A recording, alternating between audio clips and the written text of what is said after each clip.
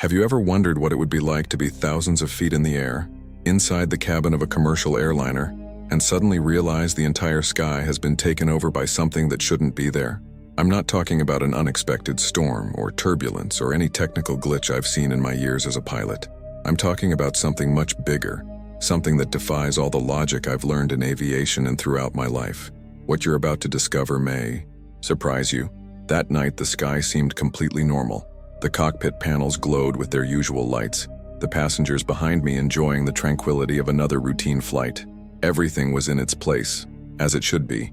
I'd weathered storms that shook the plane like a toy. I'd dealt with electrical failures and even emergency landings on short runways. But nothing, absolutely nothing, could have prepared me for what I saw when I looked up at the moonlit horizon. At first, it seemed like just a distant light, something any pilot might mistake for another aircraft on an approaching course.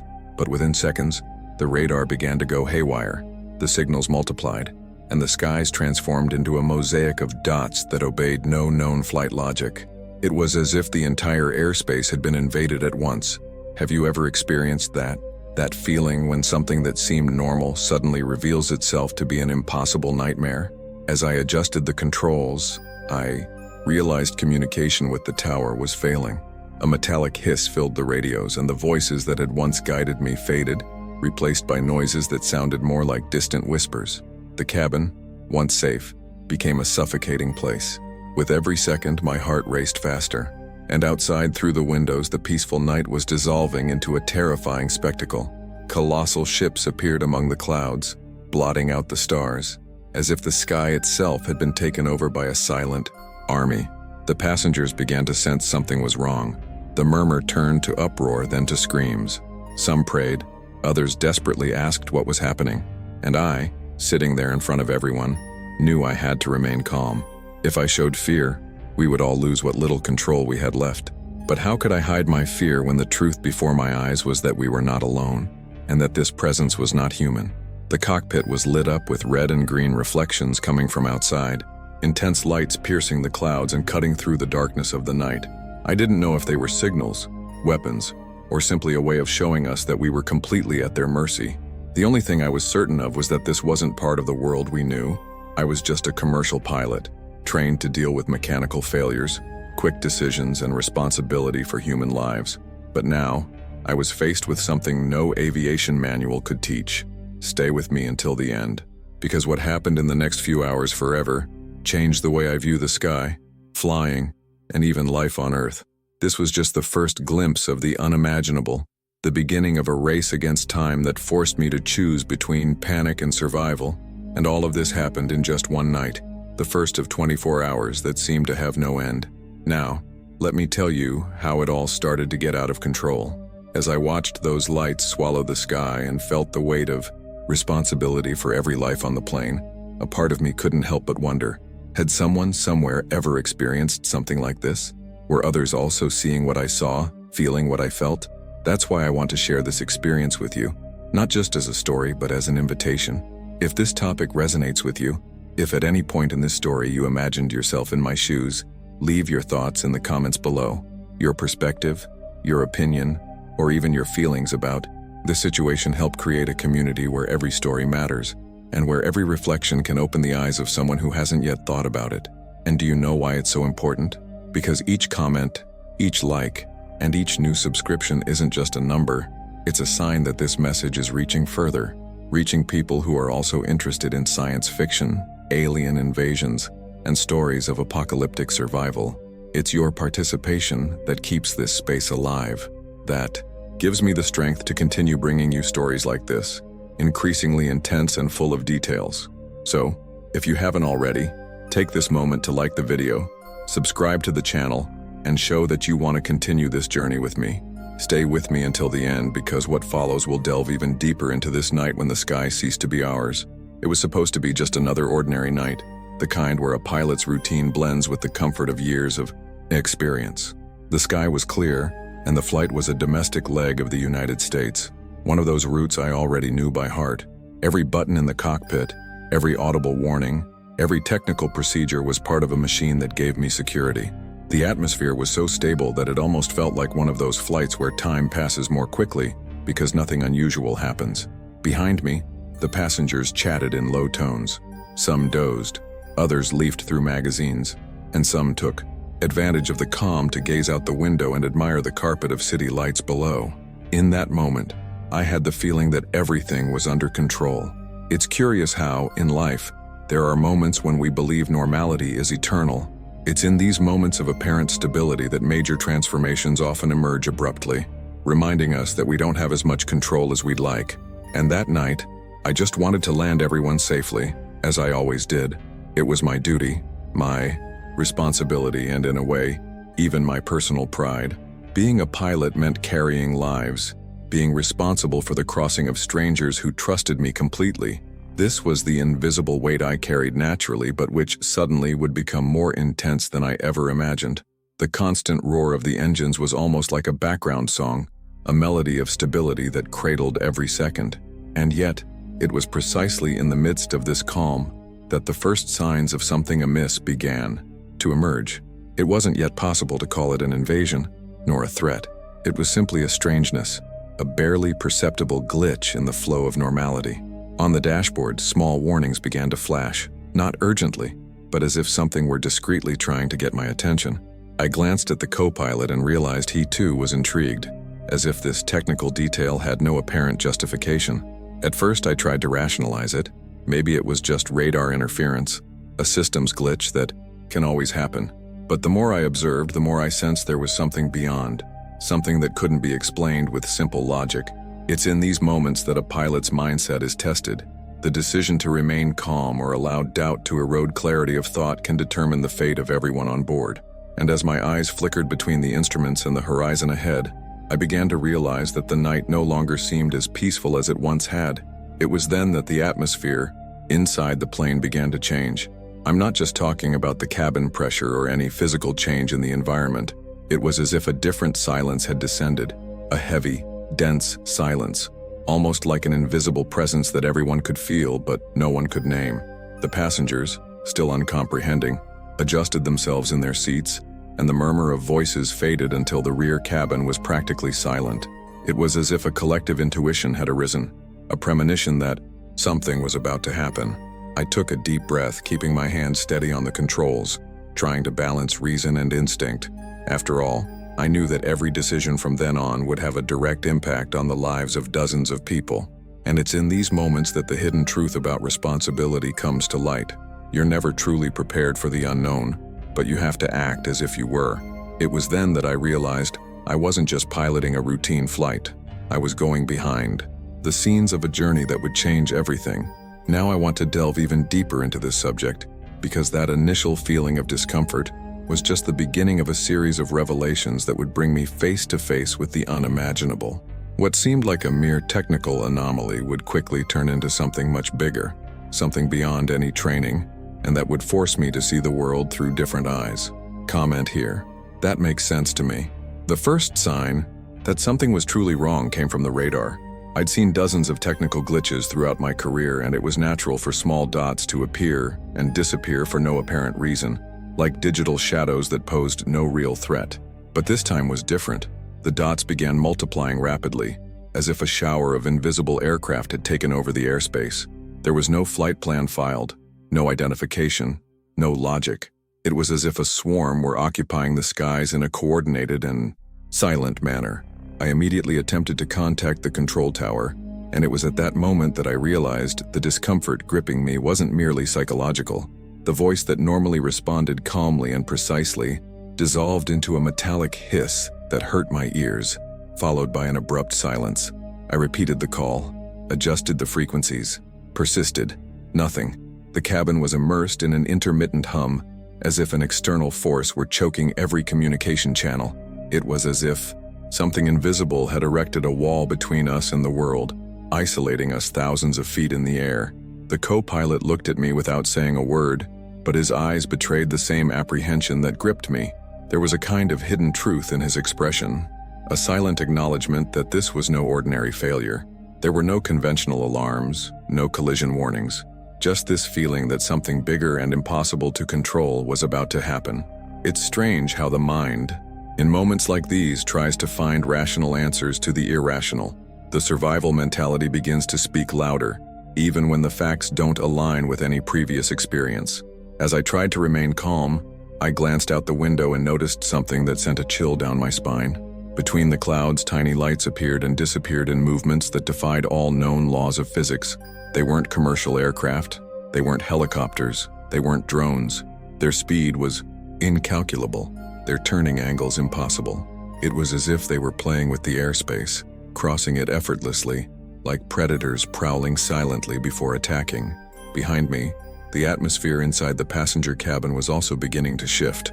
The murmur of voices, which had previously sounded like background music, now gave way to an unsettling silence.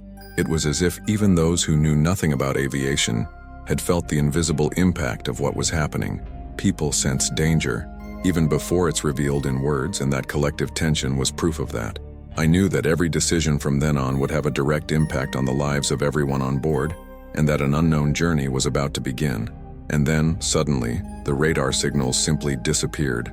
Not like a plane leaving coverage and gradually disappearing, but as if they had been switched off simultaneously, instantly, and completely.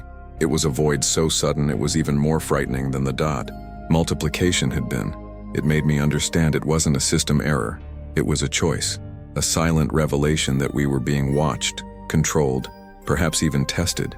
The truth is, in that instant, I realized the sky no longer belonged to us. It was as if the entire airspace had been blocked by an invisible presence, a barrier we couldn't see but that completely surrounded us. The psychological impact was immediate. The sense of security I'd always associated with instruments, routes, and the logic of aviation had been ripped from me in a matter of minutes. There was no manual to prepare me for this. There was no cockpit simulation to show me how to react when reality itself seemed to fragment before my eyes. And it was at that moment that I felt something inside me shift. A silent but definitive transformation. I was no longer just a pilot flying an aircraft on a quiet night. I'd been drawn behind the scenes of an event that would transcend my role and my training. Now, every heartbeat, every decision made inside that cockpit became part of a fight for survival in a scenario I could never have imagined. It was as if the next few hours would force me to confront not only the unknown, but also myself, my beliefs, and my limits. Because what happened next showed that those lights weren't just distant signals. They were closer than I could admit, and they would soon make that clear. What happened next confirmed that none of it was a mistake, nor a trick of my tired mind. The sky before us began to change in a way that words still seemed too small to describe. At first they were just multiplying dots, but within minutes they became colossal shapes, structures that hid the stars and spread across the horizon like floating walls. It was as if someone had pulled a curtain over the night, leaving behind only the menacing metallic glow of ships appearing one after another. Every second brought the sensation that we were witnessing something that shouldn't be seen, as if we had crossed a forbidden boundary of reality. The radio, which had previously emitted only crackling sounds, began to emit sounds that sounded completely unhuman. They weren't words, they weren't codes, they weren't even mechanical noises I could attribute to technical failures. They were frequencies modulated in tones that oscillated between low and high, carrying an almost hypnotic cadence. Sometimes they sounded like distant voices, sometimes reminiscent of animal sounds we'd never heard. On Earth, it penetrated the ears as if seeking to reach not only the sense of hearing but also the mind. The co-pilot pressed the headphones against his head, trying to discern some pattern, but there was no logic, only the certainty that it was coming from them. Outside, the scale of the ships became clearer. Some were so large they resembled suspended cities, others smaller, but equally frightening for the speed at which they moved. And there was something about them that was even more disturbing. They didn't produce the sound expected of moving machines. The silence in which they moved heightened the impact of the scene. Imagine looking up and seeing structures the size of skyscrapers gliding through the sky with nothing but a distant hum coming from the radio. The feeling of helplessness was overwhelming. I knew how to fly a plane, but what could I do against something of this magnitude? As I struggled to maintain control of the situation, my mind kept racing. Training dictated that in the face of any threat, protocol was to proceed to the safest alternative. But how could one find safety when the danger was unprecedented? A hidden truth lay before me. All the airspace, all the territory we believed we dominated, no longer belonged to us. The impact of this revelation hit me like a constant wave. I could feel my heart racing, my breathing heavy, and yet I had to keep my hands firmly on the controls, as if this were just another ordinary flight. The passengers began to react instinctively. Some screamed, others cried, others clung to strangers' arms for comfort. I could hear the muffled sound of panic even with the cabin door closed. It's in these moments that leadership becomes armor. I couldn't allow my fear to show. If I let it overwhelm me, we would completely lose our balance inside the plane. The decision to remain calm, even when reason itself screamed that this was inhuman, was the only thing keeping me grounded in my duty. And then there was the most terrifying detail. They weren't just hovering overhead, they were surrounding us. Every time I looked out the window, I saw new formations emerging. Some came too close, passing so close that their metallic reflections lit the cockpit like frozen lightning. The co-pilot muttered something I couldn't understand, but his tone carried more dread than any words. It was as if we had become too small in the face of it all, like insects stared at by gigantic eyes. Time seemed to have lost its natural rhythm. Minutes stretched into hours, and each second brought a new frightening revelation. I tried in vain to find some kind of pattern, some logic that would tell me what they wanted, why they were there, what their next action would be. But all I received in return were those lights, those colossal shapes, that deafening silence, and the sounds of the radio that insisted on infiltrating our ears. It was impossible not to think this wasn't human, because what started as a silent spectacle would soon become a direct threat, and I would have to make decisions that I never thought I would face in my entire journey as a pilot. The tense silence that gripped the passenger cabin didn't last long. All it took was for one of the ships to come closer, casting its colossal shadow over the plane, for everyone's emotional equilibrium to shatter. Screams began to echo through the corridors, at first isolated, then turning into a disordered chorus of terror. I could hear them through the closed door, children crying, adults praying loudly, some trying to shout orders as if they could regain control of the situation. It was as if the entire atmosphere had shattered, and panic spread with the speed of a brush fire. In the cockpit, my mind was racing in two directions. Part of me wanted to open the door, talk to them, try to calm things down, but the other part knew that if I showed any weakness, all would be lost. Being a captain wasn't just about steering the aircraft.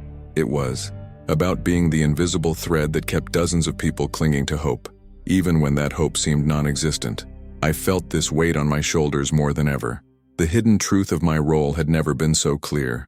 No matter how broken I was inside, I had to appear unshakable.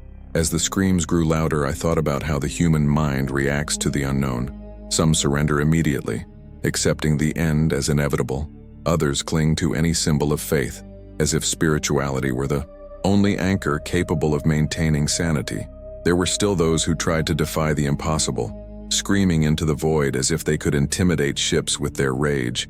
It was a revelation about the human condition, a kind of emotional X-ray of our fragility when confronted with something beyond our comprehension. With every second, the cockpit seemed to shrink. The co-pilot watched me, waiting for an order, but what could I command? The transformation within me was inevitable. I was no longer just the pilot following protocol.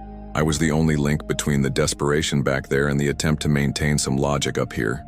If I lost control, everyone there would be doomed. There was no room for doubt, no room for hesitation, and yet, every fiber of my being fought against the avalanche of fear trying to overwhelm me. I grabbed the microphone and in my strongest voice, tried to offer some comforting words. My intention was simple, to give people back at least the illusion that someone had a plan. I talked about safety, about keeping seatbelts on, about trusting the crew, but deep down I knew those words were fragile, almost transparent in the face of the crushing reality of what we were facing.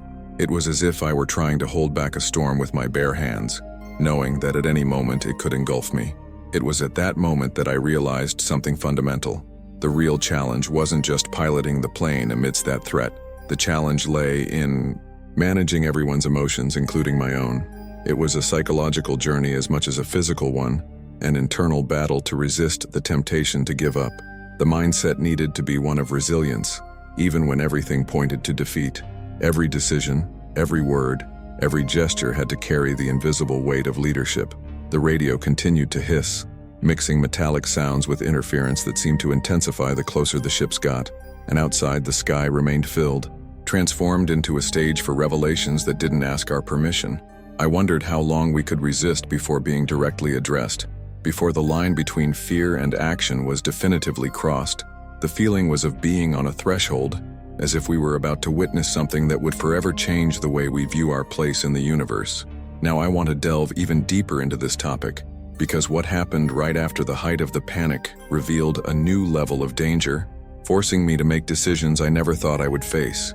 Right there, I'm on this journey too. The chaos inside the passenger cabin still echoed in my ears, but at that moment, it wasn't just the people's panic that was suffocating me. There was something much more urgent, something that couldn't be ignored for another second. Fuel. I glanced at the gauges in front of me and realized that time was against us.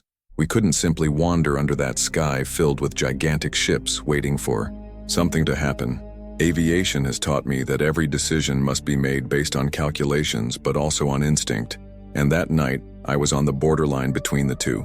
My mind was splitting in multiple directions, as if it were possible to live several versions of myself in parallel. One part screamed that I should follow the planned route, stay the course to the destination airport, trusting that things would return to normal at some point. Another part argued that the only way out was to turn back, to try to return to the point of origin, as if it were possible to undo that journey simply by reversing the path. But there was still a third voice inside me, the riskiest of all, which told me that continuing forward or turning back no longer made any difference because the sky no longer belonged to us. This voice spoke of seeking an alternative exit, an emergency landing in some forgotten place, an attempt to escape the predictable map that the ships seemed to master. The co-pilot watched me, waiting for the order I should give. It was clear he too felt the weight of the choice, but he was willing to follow whatever command I gave. This put me under even more pressure. I wasn't just responsible for flying the aircraft. I was responsible for every life on board, for every family waiting for those people home. And at that moment, any mistake would mean turning a plane full of innocent people into a sitting duck in the sky, which had already become hostile territory. The fuel gauge was slowly but steadily dropping. It was like an invisible clock ticking down the clock on our survival. I knew that under normal circumstances, we still had a margin of safety to find alternatives, but we were no longer in normal circumstances. The airspace was blocked, communications were cut, and ships were surrounding us in a way that seemed premeditated. It was as if we were being pushed into a dead end, forced to make a choice that would define us. It was at that moment that a memory came to me, almost like a revelation. Years before, in military simulation training, I had heard about a decommissioned airstrip, forgotten by time, located in the middle of a sparsely populated rural area. It was an old military base, no longer functional, but still visible on maps few consulted. I vaguely remembered its coordinates, and the idea of landing there began to transform from a distant thought into a viable decision. A survival mentality took over. It wasn't about choosing the best option, but the least risky. I knew that trying to reach our destination airport would be madness. The ships were on every conventional route, and any foreseeable approach could put us directly in the line of attack. Turning back also seemed insane. Returning would mean retracing the space we'd already traversed, as if we were asking to be intercepted. The hidden truth, which I dared not say aloud, was that there was no safe plan. Any choice was Russian roulette. But among all the possibilities, the decommissioned military airstrip seemed somehow a point outside their logic, something that perhaps wasn't on the radar of those who controlled the skies. Deciding to land in a place like that posed another risk. The conditions. An abandoned runway guaranteed no lighting, no emergency support, not even ground integrity. I could have been steering the plane into a blind landing, with no certainty whatsoever that we would be able to stop safely. Yet at that moment, this choice seemed like the only one that wouldn't hand over our lives on a silver platter. It was a transformation in the way I saw what it meant to fly. It was no longer about reaching the planned destination. It was about ensuring there was still a destination. As my mind processed all this, a kind of silence washed over me. Not the radio silence, nor the heavy silence of the passengers, but an internal silence, as if I had crossed the line of fear and entered a state of absolute focus.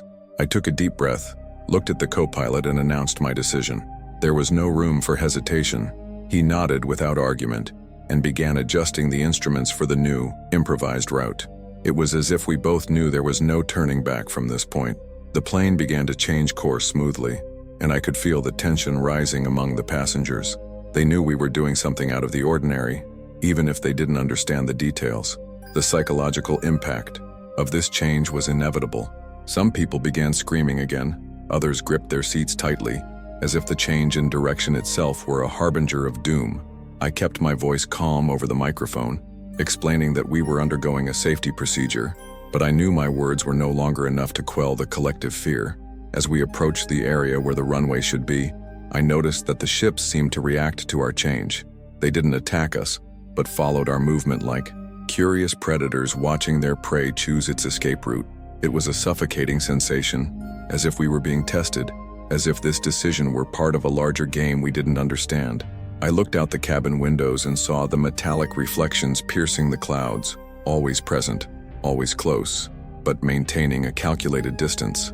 It was impossible not to wonder, why hadn't they destroyed us yet? What was the truth behind this behavior? Fuel continued to run low, and the relentless clock of survival pressed us down with every second. When I finally spotted the area that corresponded to the runway's coordinates, my heart raced. Below, in the middle of an uneven clearing, the strip of asphalt stretched out, covered in cracks, weeds growing on the sides and signs of abandonment. There were no guidance lights, no active systems. It was just a forgotten patch of concrete in the middle of nowhere. But for me, in that moment, it felt like the only promise of salvation, because the moment of lining up that heavy aircraft on an abandoned runway, surrounded by the unknown and under the constant shadow of ships that watched every movement, revealed not only the immediate risk, but also the true limit of my courage. As I lined the plane up toward that time-forgotten runway, I felt as if I were leading everyone into a buried secret, as if the Earth itself had saved that space for an inevitable revelation. The plane descended with a sharp thud of metal and wind, the landing, gear slamming into the cracked concrete with a force that shook every bone in my body.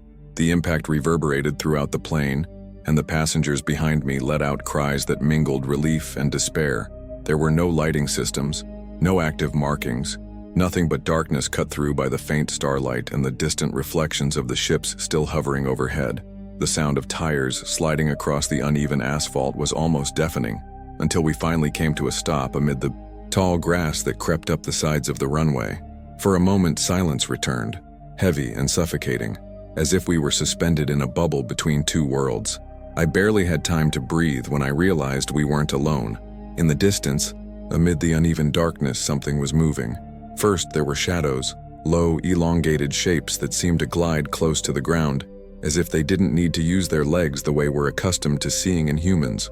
Then came the lights, small white and bluish spheres that appeared and disappeared in the field, as if they were eyes or observation instruments. The co-pilot nudged me hard, pointing to the side of the runway, and then I saw it clearly. Erect, humanoid silhouettes, yet too elongated, their movements not following the natural rhythm of a body. It was a strange, almost hypnotic choreography that left me with the feeling they weren't just watching, they were surrounding us. The fear didn't come immediately as a shock, but settled in gradually like a cold current rising through my body. I could hear metallic footsteps, echoes that reverberated as if their every movement was accompanied by some kind of exoskeleton or equipment. The sound was rhythmic but irregular, enough to make it clear that it wasn't men walking. And there was an even more disturbing detail. No natural sounds of the night remained. There were no insects, no wind rustling leaves, no animals. It was as if all life around had vanished, silenced by their presence. The hidden truth was clearer than ever. We hadn't landed in an isolated place by chance, but in territory already dominated. The passengers, still strapped into their seats, began to notice something approaching. The windows, stained with humidity and grime from time to time, reflected lights no one could explain. Some screamed, others cried, some prayed aloud. The chaos had returned, but in a different form. It was no longer just panic in the face of the unknown. It was the realization that the unknown was there before our eyes, about to reveal itself completely. I knew I couldn't allow everyone to rush frantically off the plane. If anyone left unchecked, they would be an easy target, prey handed to them on a silver platter. My mind raced in conflicting directions.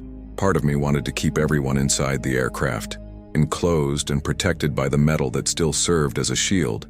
But another, more instinctive part whispered that remaining there, standing still, was like standing in the middle of an arena while predators analyzed us.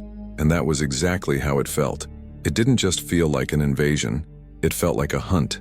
Their every move had a calculated rhythm, as if they were testing us, watching our reactions, deciding whether we were worthy of survival or just raw material for something we didn't understand. I took deep breaths, trying to maintain a leadership mindset, but inside I felt naked, fragile, reduced to a tiny piece on a cosmic chessboard. The lights outside grew in intensity, some rising into the sky in vertical beams, others spreading across the field as if mapping the terrain. I wondered if they already knew who I was, if they were reading my mind, the same way they'd seemed to control the airspace just moments before. It was impossible to ignore the feeling of being watched from the inside out, as if every thought were a page spread out before them. The co-pilot, trembling, suggested shutting down the plane's systems to reduce signal emission. I hesitated for a few seconds but knew it was a wise decision. I cut the aircraft's power and the cabin plunged into near blackness, illuminated only by the distant glow of the still idling instruments and the dancing exterior lights. Silence inside the aircraft was immediate, as if even the passengers understood that any sound now could further betray our presence. But the truth was, they already knew we were there. The shutdown wasn't meant to deceive, but to delay the inevitable. Suddenly I heard a sound I'll never forget. It wasn't a scream, it wasn't a voice, it wasn't a mechanical noise. It was a low frequency, almost felt more than heard, that reverberated inside my chest and made my stomach churn. Some passengers put their hands over their ears, others shrank back in their seats as if crushed by an invisible pressure. The feeling was one of submission, as if that frequency had been designed to remind us that we owned nothing. I tried to resist, focusing on the controls, even though I knew there was nothing else I could control. It was the physical impact of the revelation. They were there, before us, and they were making it clear who ruled this territory. At that moment, I remembered all the stories I'd heard throughout my career. Pilots reporting strange lights, unidentified signals, encounters too quick to document. I'd always respected these accounts but harbored a certain skepticism. Now, experiencing it in person, I realized that all these stories were just the tip of a much deeper iceberg. The transformation within me was immediate. I was no longer just a pilot trying to save passengers. I was witness to a truth unknown to the entire world, and this carried a weight I wasn't sure I could bear. As I pondered this, I clearly saw one of the creatures stand out from the group, tall, with arms too long for its body, and eyes that reflected light like two liquid spheres. Its movement was calculated, each step coming toward the aircraft as if the distance were merely a formality to be overcome. The co-pilot held his breath, and for a second, I felt the air in the cabin catch up with me. There was no turning back, no further explanations. We were face to face with the unknown. Now I want to go even deeper into this subject, because what was revealed soon after that first contact showed that the hunt had just begun, and that our lives were being measured by criteria we could never understand. Right there, I'm on this journey too. The first few hours after landing were the longest of my life. The clock seemed to stand still, as if time had entered a suspended state, stretching each second to the point of unbearability. I knew that if I didn't act strategically, everyone on that plane would become sitting ducks. The feeling was clear. We were in enemy territory, being closely watched, perhaps even catalogued, and I couldn't let that happen. My responsibility was not only to keep the plane intact, but to maintain the hope of every person on it. It was at that point that I realized I was no longer just a pilot. I had become a survivor. The first decision was to hide the passengers as best as possible. I ordered the interior lights turned off completely and instructed the crew to herd everyone to the back of the aircraft, away from the windows, where they could remain silent. The curtains were drawn, the emergency exits reinforced.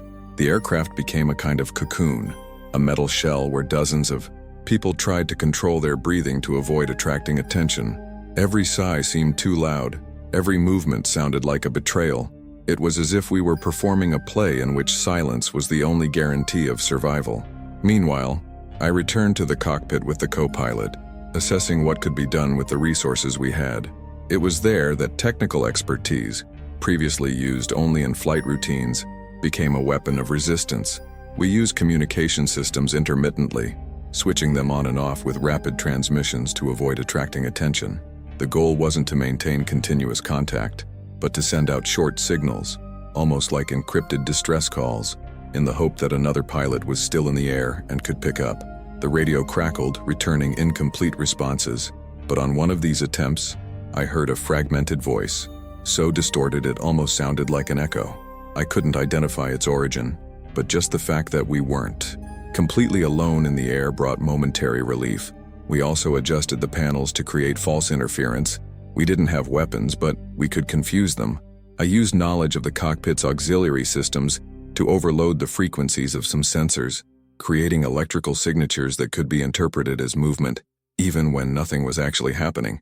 It was a risky game, almost like trying to fool much more intelligent predators, but it was what we could do. If we could trick them into believing the plane was in a different position or that the signals were unclear, we might gain a few precious hours. Inside the cabin, every light on had a different meaning now. They weren't just altitude or fuel gauges. They were fragments of choices, tiny keys that could alter the course of our journey. And each time I pressed a button, I felt as if I were making a decision not just for myself, but for everyone hiding and terrified there. The mindset that guided me was no longer one of following protocols. It was one of improvising, of creating strategies based on what was left, of transforming every detail into a survival tool. Meanwhile, the human side of the situation hit me hard. I heard muffled cries coming from the background, whispered prayers, desperate pleas. Some people, unable to bear the weight of it all, were shaking uncontrollably. And it was in this scenario that I realized the psychological impact of what was happening. It wasn't just the invasion outside that threatened our lives, it was also the internal collapse that could destroy us from within. The harshest revelation is that the mind, in moments like these, becomes both an ally and an enemy. I had to hold everyone's emotional reins, even without being able to offer concrete explanations. I couldn't promise we'd get out of there, but I could promise I'd do everything I could to prolong every second of resistance. The next few hours were a game of hide and seek on a deadly scale. Creatures outside continued to move around the runway, and the bluish light circled in patterns that seemed increasingly calculated. I watched through the small opening in the cockpit window and saw the shadows lengthening, drawing closer, as if testing our remaining patience or courage. Each approach was a new wave of fear, each retreat a thread of hope. The unfolding journey was unpredictable, but it held a single purpose: to endure. At that point, I realized that the knowledge I had as a pilot wasn't just technical but also mental. The training, the years of routine, the discipline of making quick decisions under pressure, all of this now revealed itself as the foundation that allowed me to remain clear-headed while everyone around me crumbled. It was as if every moment of my career had prepared me for that moment, even if in ways I could never have imagined. The transformation wasn't just in the environment, but within me. I was no longer the same man who had taken off a few hours earlier, and time marched on relentlessly. The first 24 hours dragged on like a test, a sort of filter that separated those who gave in to fear and those who fought to the limit. I looked at the clock, marking each minute, and felt as if each turn of the hands was a silent victory. Resisting wasn't just about surviving physically, it was about maintaining sanity, about preventing absolute fear from turning us into easy prey. Because deep down, I knew that was exactly what they wanted. They weren't just attacking us. They were studying us, observing how we reacted, measuring our strengths and our weaknesses. It was impossible not to feel that this invasion was also an experiment, because when the clock finally marked the end of those first 24 hours, I discovered that the real challenge was still just beginning, and that the feeling of having survived was just the initial illusion of a much greater journey. Being a pilot saved me, but nothing could have prepared me for seeing the sky taken over like that. Throughout my career, I've always associated the cockpit with a space of control, of trust, a place where every button, every light, every lever represented safety. But that night, all the technical knowledge, all the hours of training, and even the discipline I'd built over the years seemed dwarfed by what I witnessed. There was no manual for it, no checklist to guide what to do when the horizon itself was dominated by something greater than any aviation concept. The psychological impact was overwhelming. I realized that the ability to fly kept me alive, but the ability to resist was what truly made the difference. The hardest thing to accept was realizing that, despite having made critical choices and decisions that ensured the survival of dozens of people, I still felt like someone who had only scratched the surface of the truth. That invasion wasn't just a show of force, it was a warning. And over the course of those first 24 hours, that warning sank in and completely changed my mindset. Before, I was a man trained to transport lives safely from one point to another. Now, I saw myself as part of a much larger journey, a behind-the-scenes story no one on the outside could have imagined. The eyes of the people inside the plane reflected this same dilemma. There was gratitude for the simple fact of still being alive, but there was also fear. That silent fear that doesn't dissipate even when the immediate danger seems to have passed.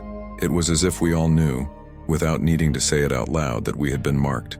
We were no longer just passengers or crew.